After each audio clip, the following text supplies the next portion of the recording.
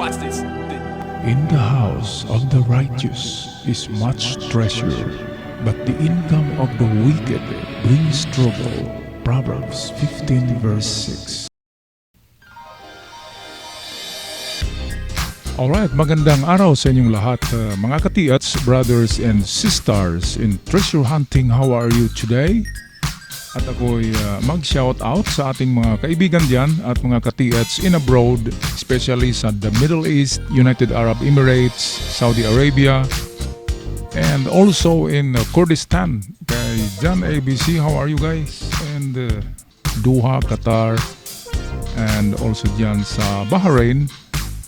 At sa Indonesia and Malaysia, meron tayong mga katiats diyan. And of course, diyan sa Canada, California, Switzerland, sa Australia, New Zealand, at dyan sa Hawaii. How are you today, guys? At ako'y mag-shout out ngayon sa aking mga avid na followers dito sa Pilipinas. Shout out kay Masayon Marlon Aro TX Vizcaya, The Bicolano Vlogs, Marco Hunculada. Also shout out din kay Mards Di Casa, Ramil Mangon, The Bicolano Vlogs, Jumari Abelia, Maria Deta. Shout out din kay Raul Trangia, Jacqueline Sinaban, Ron Bills Villarino, Ray Murato, The Black Mamba 24. Maraming salamat guys for good comments. Stephen Catilo, Val Sulpong, Tangus, Sylvester, Randoy TV, Yads Mualel, and more shout out coming for Junior Dukay, Mike TV, Rumel Hisulgon, Alvin Mante, Michael, John Michael Samurai of Surigao. Kumusta kayong lahat yan? Welron Alejandro, Melvin Barrientos, Elvin Pamaran. How are you guys? Shout out din kina Alfredo Pichon, Arnold Wapen, Raul Riquillo, Jerry Leo Ingan, and also to Rex Alito, Just Choi, Dardsky Umali, Efraim Berbanya, Francis Balana, and also to John ABC of Kurdistan. Kung na banggit na mga pangalan, ako'y mag-shout out sa inyo deep in the bottom of my heart. Tayo na ngayon guys, magpatuloy sa ating treasure marker analysis. Maraming salamat. At ngayon ang ating tatalakay na treasure marker ay itong bilog at square markers. Anong ba ang kahulugan ng mga ito? Ating tunghayan dito sa videong ito. Alright mga katiyats, ito'y napakagandang treasure marker in the textbook. Nasa libro ito ng mga treasure code books. Ang malaking circle ay ito'y nagpahiwatig or nagsasabi na mayroong treasure on the spot, lalo na pag mayroon siyang dot sa gitna. Kaya 100% legit yan. Lalo na kung ang gumawa nito ay mga Hapon talaga. Wala naman sigurong Pinoy na itong mag-exert lang ng effort para i-carve ang ganyang mga itong marker. Ito naman guys ay square ngunit open, itong harapan niya ay open. Mamaya tatalakayin natin yan kung anong kahulugan yan. Yan ay pointer to treasure or yan ay isa pa ring treasure on the spot sign. Kaya pinangalanan ko ang video na ito na two divided treasure. Merong dalawang ibinaon dyan. Yan ang sinabi ng square kasi ang square ay treasure in the box, treasure on the spot. Ang circle naman ay ganun pa rin, treasure on the spot, treasure under. Ang kahulugan. Ngayon, bakit may dividing line sa gitna? Okay, kaya nga sinabi ko na two divided treasure, two buried treasure on the same spot, parehong lugar, ang pinagbaunan at ang distansya nila ay magkalapit lang. Yan ang ating itry ngayon pag-decode. Alright, so unang gawin natin, of course, kunin natin ang alignment kung ang linya na ito guys. Okay, atin muna liitan ang picture. Ayan. Tingnan natin ang linya na yan na nag-divide sa dalawang marka. Kung ang linya na yan ay itong naka-align sa north at south, Halimbawa, ito yung norte at dito yung south. Meaning to say ay tama tayo sa ating hinala na yan ay treasure divided treasure on the same spot. Okay, so ngayon hanapin naman natin ang alignment ng west at east. Okay, so ito yung gitna niya, 90 degrees tayo. Ayan, 90 degrees ba yan? Medyo tabingi ulit. Ayan, mukhang 90 degrees na yan. Itong dito guys, yan ay dapat 90 degrees din yan. Lahat dito ng quadrant ay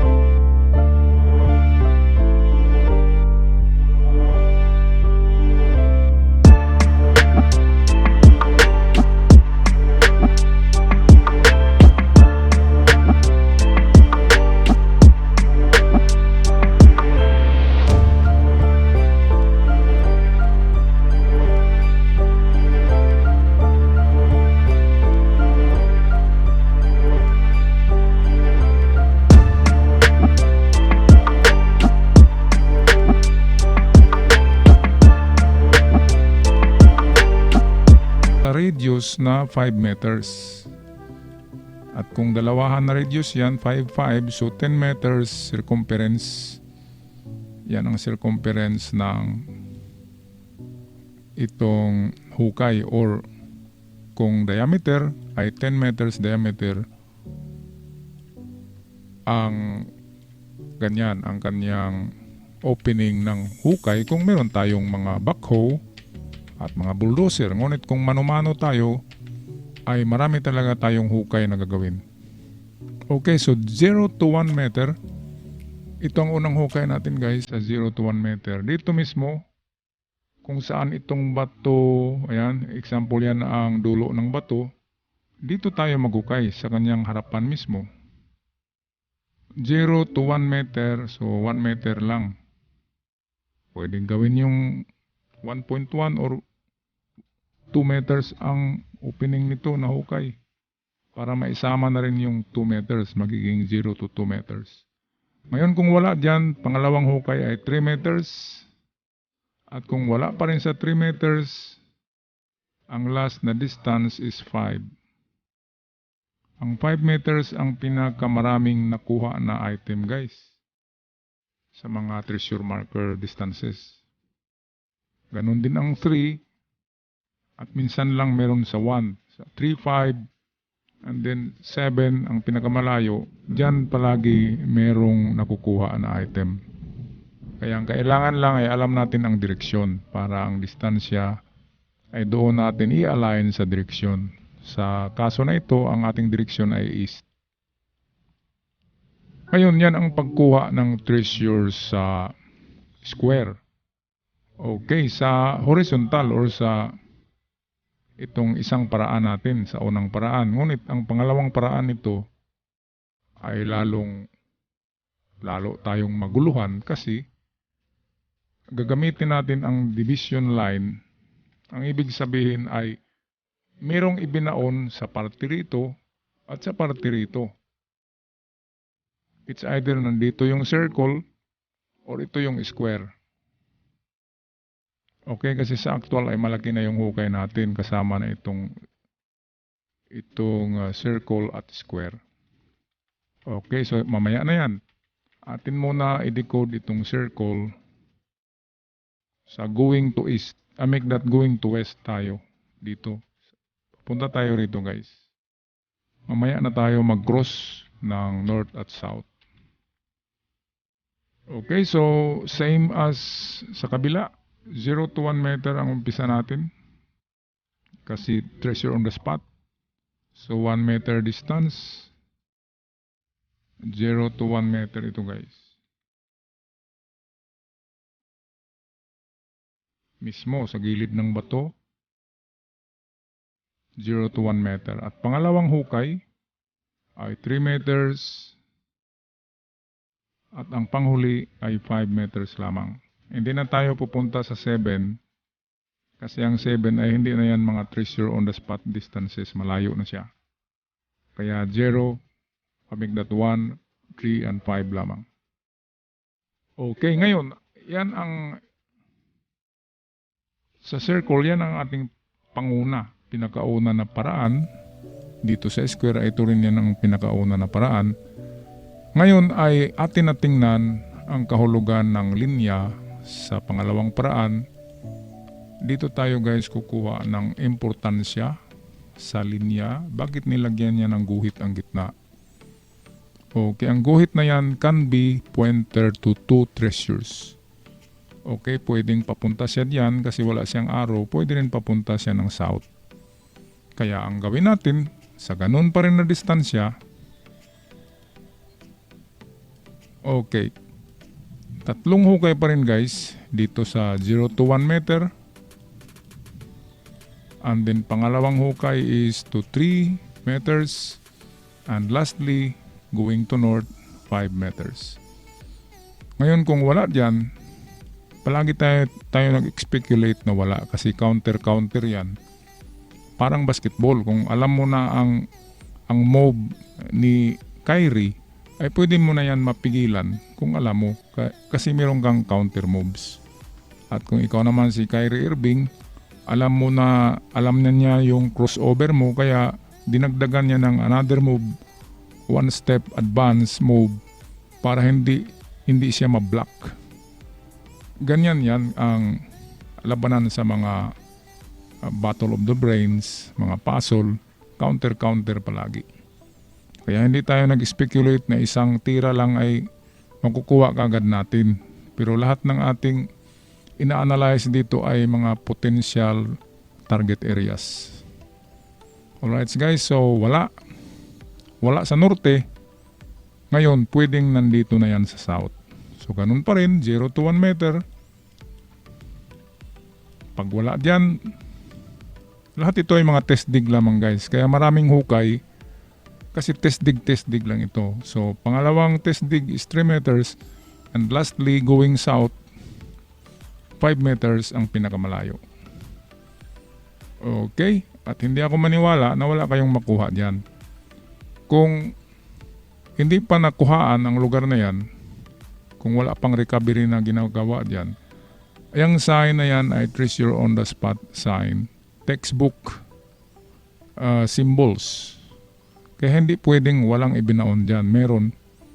At yung ating decoding, yan ang pinaka-the best na solusyon para sa area na yan. Kaya lang meron tayong meron tayong 12 kahukay or 12 test dig holes na gagawin. Pero yan ay 2 meters deep lamang na mga test dig at yan ay exercise lamang yan. Siguro sa 1 week ay matapos nyo lahat ang 12 testing digs. Okay guys? So walang sukuan. Ang quitter is a loser. Yan ang ating motto. No pain, no gain. In the big, yung sinasabi na sa malaking peligro, in the better or greater risk, meron kang greater failure, pero kung ikay tatama, there is a greater rewards. Parang tumataya kanyan ng swertres luto. Kung maliit lang ang itinaya mo, maliit din ang babalik sa'yo. Pero kung malaki ang taya mo dahil ikaw ay nag-shoot or itong tinatawag na bagduk, of course, malaki ang babalik sa'yo because you take the greater risk and there is also a greater rewards in the end. So ikaw saan magpasalamat na at mag-iwan sa inyo ng katagang may the fortune be with you and don't stop chasing for that golden dreams. Ciao for now.